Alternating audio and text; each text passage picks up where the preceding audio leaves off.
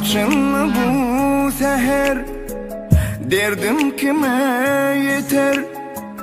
Açınlı bu seher, derdim kime yeter? Yanımda yok gözleyen gözlem özünü menden bu kol.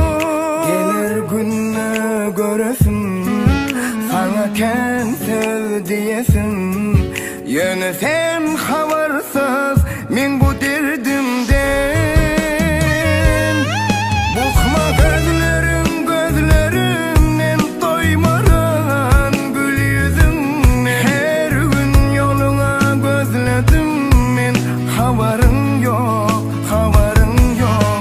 Bu dert bu başıma geldiğinden, belki de söydüğümden. Sensiz her gün öldüğümden, havarın yok, havarın yok, havarın yok, havarın yok.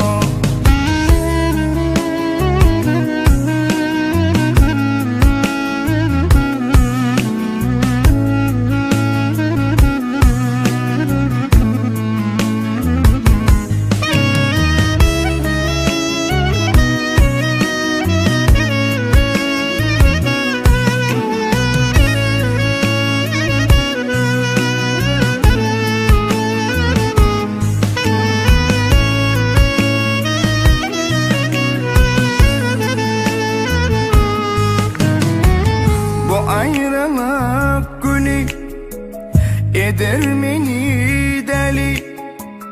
Bu ayrılık günü eder beni deli.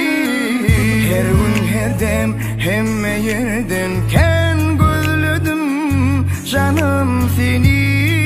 Varlığın yeter bana, yokluğun koyor gama. Bu aydım yekeceğim dine bir sana.